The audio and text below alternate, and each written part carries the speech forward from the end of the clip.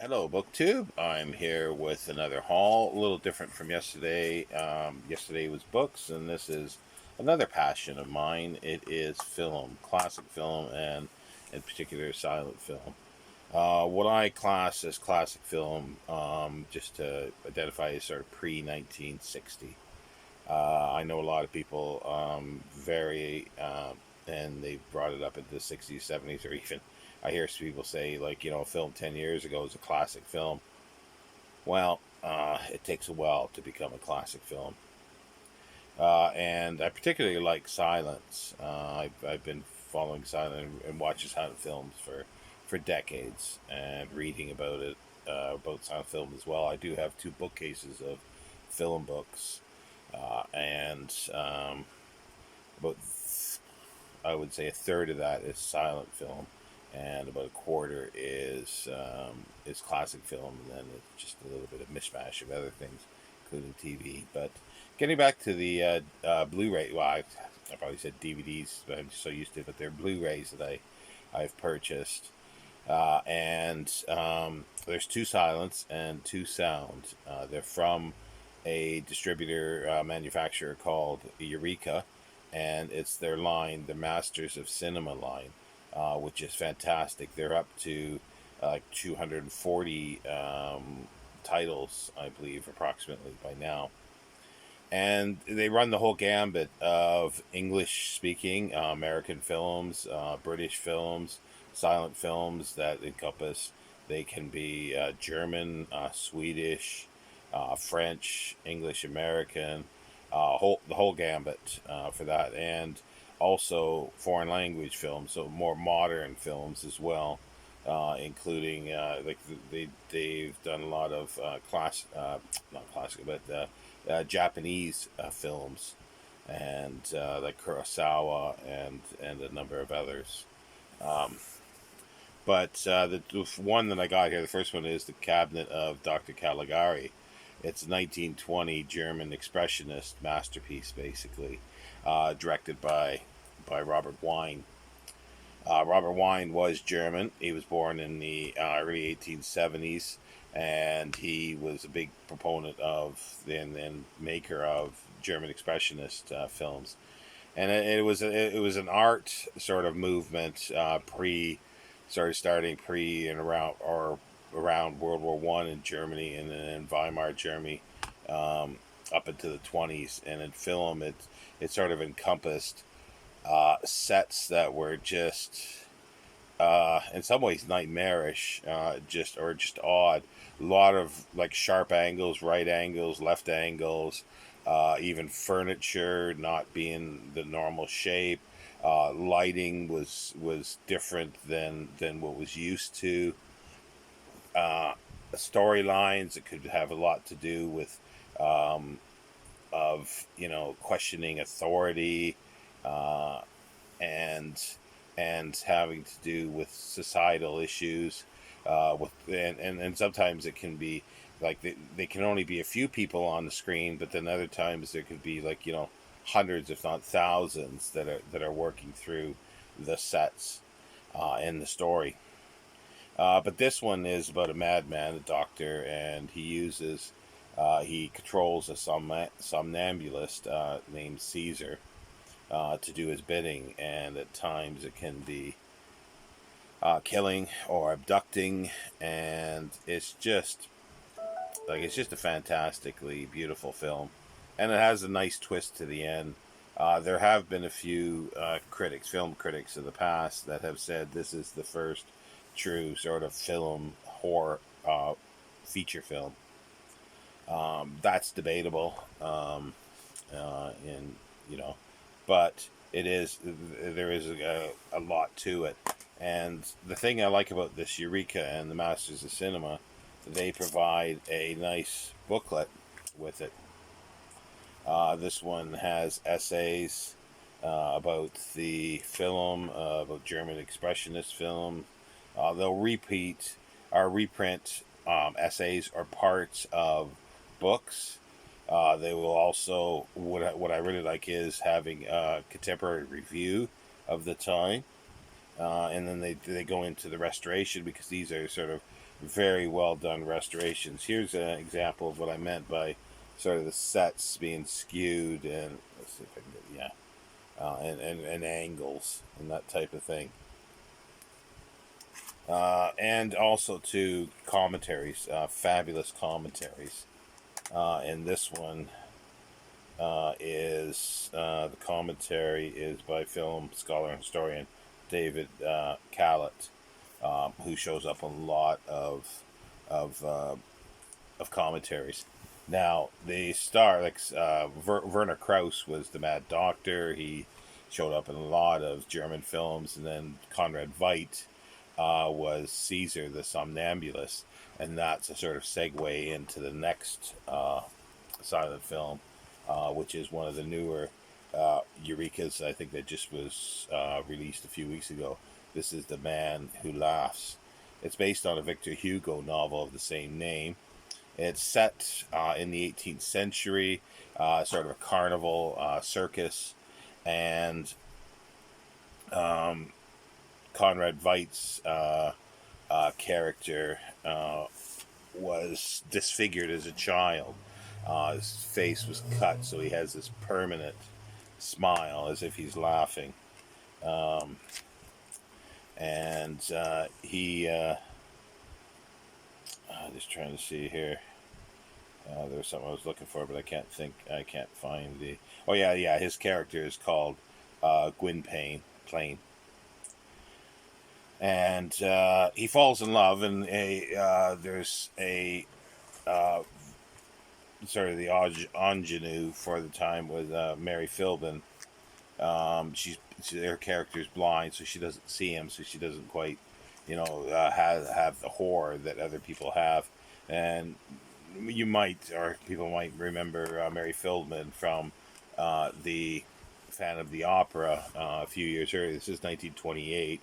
This is Universal, and so was Phantom of the Opera with Lon Chaney, but that was in 1925, so 3 years earlier. And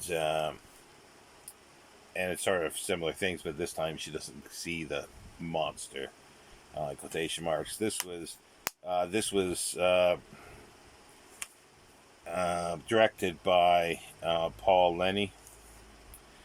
He showed up in Hollywood like in the late 20s, like a lot of German filmmakers. There's a huge list of them. F.W. Murnau, Carl Mayer, as I say. I can't think of the cinematographer that did most of Murnau's and actually filmed the 1931 Dracula film, directed by Todd Browning. That was Carl. I can't think of his surname at the moment, but yeah, and Lenny was German as well. He was born in the late 1800s, I think a little later than Robert Wien, or Wien. I'm not sure the pronunciation of his surname.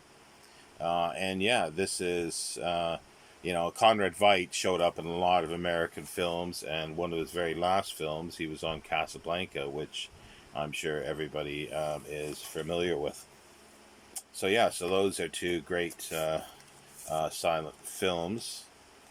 And then go on to, there still is a German connection here with the next one, is The Five Graves to Cairo.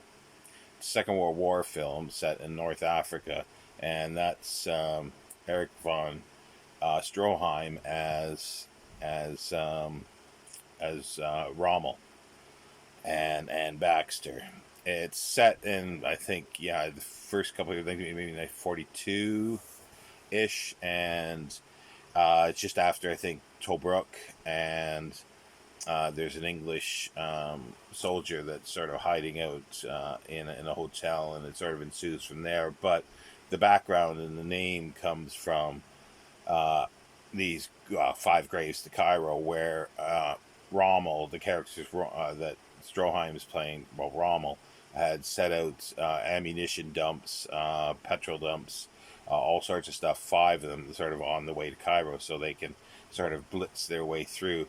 I don't know how true that is. I don't think that was. But the backstory for this is in there here is that Rommel came in the 30s as an archaeologist in North Africa, and buried all this stuff. So it's interesting from that way, and it's based on a play. But the German connection, well, there's two. The Erich von Stroheim was he's Austrian actually, but he did a lot of films, and he came over, and he around sort of First World War, he was doing a lot of silence, and because he was tall and he had the Teutonic sort of look about him, that they portrayed him as a German, usually a German soldier or officer that was cruel. And there's one scene in the film where this was at a time that they wanted to show Germans as, just vile people, and there was the stories going around that they ate babies and all sorts of things. So there's a scene, and Erich von Stroheim just chews the screen up. He picks up a baby. He's on like a second floor or whatever balcony window, and he just throws the baby out the window. And it's just way over the top, but you could see that he just sort of relished in it. And he went on to do directing as well. Just fabulous films like Greed that were actually taken away from him. Off the top of my head, I can't remember who wrote the book for Greed, but he filmed every scene apart from maybe one. Apparently, there's a scene with a dog that he didn't film, but it was taken away from him, and he would have probably edited it into possibly, people were talking that they'd seen it could have been 10, 12 hours or more. And he was used to, and the tradition in Europe was that you could make an 8-hour film and split it up in parts. But not in Hollywood. So they yanked it away from him, and they cut it down to an hour and a half or whatever it is now. There has been a restoration that I think goes to about 4 hours with stills and things. I've never seen that, but it's still a good movie with Gibson Gowland and Zazu Pitts. It's a good film, but also he was sort of maniacal in the way of directing as well, and he wanted everybody to feel the part. So there was one, I think it was called is it The Wedding March, where it's Prussian Empire. So he had all the extras had handmade underwear for them so they could feel the part. That was authentic underwear for the time. So he went a little overboard. But anyway, get back to this film. Billy Wilder is the director, and he's Austrian as well.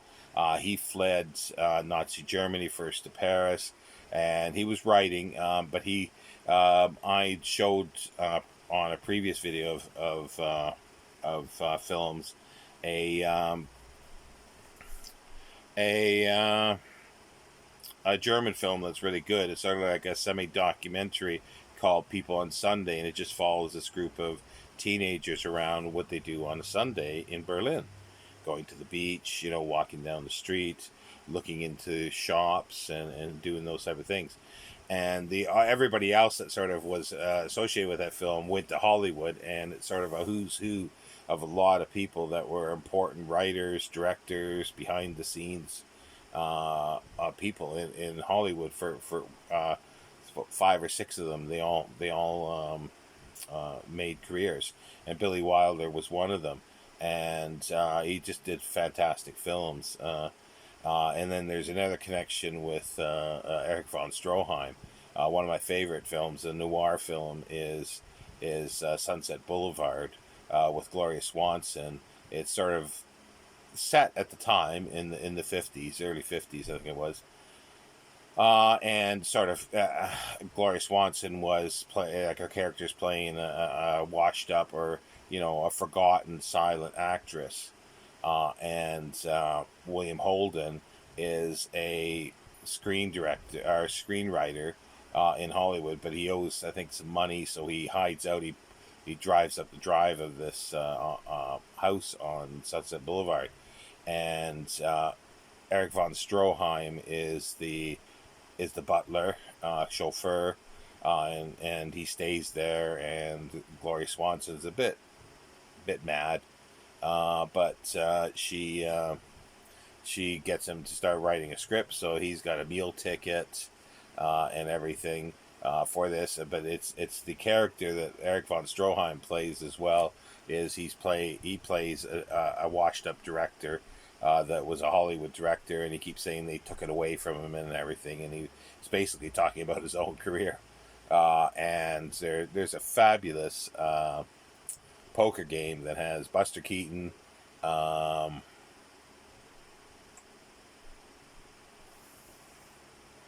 blimey. My memory is gone. H.B. Warner and a I forget her name. A journalist that was at the time, but yeah, it's just a fabulous little poker game with some fantastic, like important silent film era people. But yeah, that's good. Billy Wilder, and he made many films. So this is really great. And this was 1943. It was made, and again, it has a booklet with it, and there's another one. It's got essays in. Yeah, the essay going back to the other one, The Man Who Laughs, has an essay by Kevin Bronlau, which is a fabulous silent film historian. I've got most of his books. But anyway, let's move on a bit. There's still silent connections with this one, but it's The Quiet Man. I love this film. It's John Ford. It's 1952. And it's John Wayne is playing sort of I guess a washed up, but he's retired boxer called Sean. Well, anyway, his first name is Sean. It's spelled differently, but I thought that was kind of interesting. And the lovely, very lovely Maureen O'Hara, and just everyone's Victor McLaglen, Ward Bond, Barry Fitzgerald, and it's John Ford was director. He again directed a lot of. He starred in the teens, in the early teens, a lot of films. I think had a bit part in a Sherlock Holmes Study in Scarlet.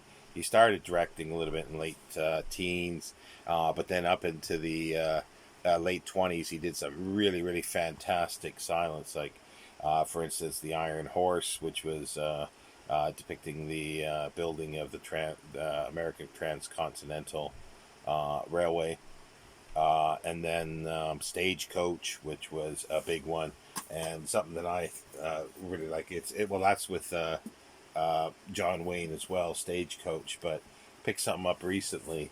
Well, in the last couple of years, it's a little publication. It's almost as if it's a homemade publication of the structure of John Ford's Stagecoach, and it's got handmade, like real photographs tipped in. So I thought that was really good. But that was a big film, and that was sort of the breakout film for John Wayne and for John Ford, I guess. It put him on the map, and he continued to make films with John Wayne. And in what was it, 1956 was The Searchers, which I really like. That's a fabulous film. A lot of people either they have a love or hate relationship with John Wayne. I particularly like him. Except when he's playing Genghis Khan. Like, I don't know who thought of that. And there's a few others that are sort of bad. But some of his early ones are very good. His first starring role was called The Big Trail, and it's a 1931, I think, film. So it's early in the sound era, early-ish in the first 5 years, obviously, and it's pre-code. But it's like a wagon train, and they filmed it all on location. They took a wagon train out, and just filmed everything. And some of it's really, really arduous, going up some mountains and things. And there's like wagons that sort of the ropes broke and fell down. I wouldn't doubt. I don't know the full story, but I wouldn't doubt several people died in the making of that. Um, but it's also it was an experimental widescreen process, which was really cool. There was a DVD out of it about a decade ago, I guess. I had to sell that when I needed some money, so I don't have it anymore. But it's something that I would like to get. But there's like stories in it like that are interesting. That a few things that I do know. Tyrone Power Senior was in one of them, and he was almost beaten to death by the crew and a few others because he attacked the woman. I can't remember her name. I was going to say it was Helen Chandler, but I don't think it was. But the female lead in there, and I don't think he raped her, but he was about to. I think so. He got like they almost killed him, basically. Uh, but and John Wayne, as I say, and I can't leave any sort of film discussion without mentioning Louise Brooks, silent film actress, and a few sound films, and she did a film, a Republic western with John Wayne. Um, and I think she fell for him. I think because he, like she said, he was sort of like a 6'5" god or something like that, type of thing. But yeah, no, it's just there's a few DVDs, or I say it's DVD still, but Blu-rays that'll keep me busy. I'm mostly trying to get ones that I would watch over and over again, and getting some silence, because it seems like they're putting out things like this is called a special edition. I'm not sure if the special edition is solely the sleeve, which I'd be okay without. It wouldn't bother me much. But some of them, the special edition includes the booklet, and then the regular edition, once it's sold out, limited to say 1,000 copies. Once it's sold out, you can't get the booklet, and the used market, all of a sudden this goes from like £14 to £300 at times. It's just ridiculous. So for the films that I want now, I'm starting to pick them up slowly, so I can have them, because they'll be the sort of the last format that I'm going to probably bother. I can't see doing anything else in my lifetime. Like even if they come out with something better, uh, I doubt it very much. This will suffice. Even the DVDs that I got, some of them will suffice. They're good enough for me. It's the extras that I really like. That's the thing. That's the key. And I wish with the Blu-ray they would put more commentaries on different aspects, and talking about the actors' careers and things like that. And these little sort of snippet stories through the production, I just find that fascinating. And there's commentaries. I've had some new films and commentaries, and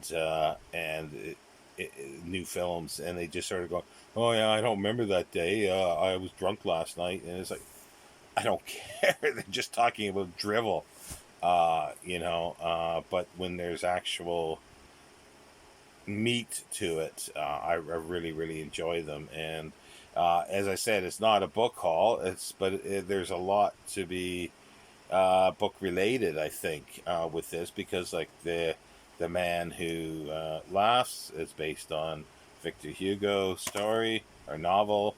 Um, yeah, and a play, and a lot of them are writers, and they're snippets from books, biographies or um, or studies of like expressionist film by Lottie Eisner in I think it's in the Caligari one. But anyway, that's where I'll leave you, book two. But if anybody is interested in any more information about these Blu-rays or anything silent film related, I'll do my best to answer. I'm by no means an expert on all this. But I just am a big aficionado, and I've read for decades, and I've forgotten. I know more than I remember, but I have seen a heck of a lot of them, and I've even gone to festivals and seen things that are not on DVD or any other way to get them. So yeah, so feel free to sound off in the comments, anything you want, and have a good rest of your Sunday, book too.